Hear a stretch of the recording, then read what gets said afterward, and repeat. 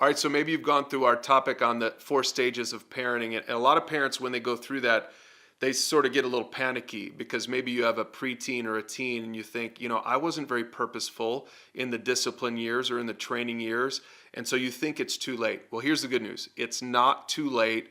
In this video, Tracy and I are going to give you some really practical tips to help you get on the right path, even if you're just a little bit late to the game. Okay, so here's the first tip. Identify the correct stage for each of your kids. Go back and look at that topic on parenting and stages. There's a sermon you could also listen to. Find out what are the ages of my kids and what stage should we be in.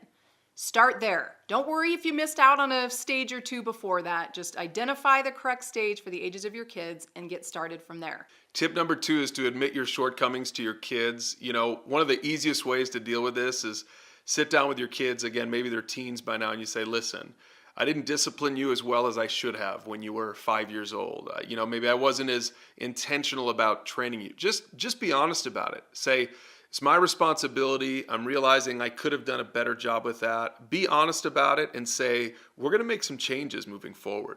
And that's the third tip. Have a family meeting to talk about the changes. As the parents, you're setting a different tone. You're going to have a different approach to parenting. Make sure your kids are on the same page. The last thing you want to do is start implementing change and your kids are like, whoa, what happened here? All of a sudden the rules are totally different. Have a family meeting, talk about the changes, why you want to make the changes, and make sure everybody understands the family rules and the consequences if they're broken.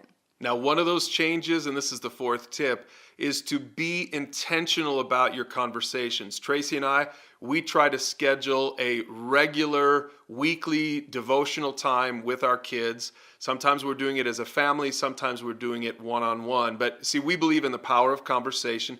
We use those resources in the library online to help spark those conversations. But we say, guys, there are some values, there are some things we need to talk about, there's some topics that we need to cover before you're out of the house. We want to make sure that we cover them, so we're going to prioritize this and we're going to schedule it. Okay, and here's the last thing, and it's our 5th tip. Start talking about that day. That day where your kids leave and they move out and they're on their own.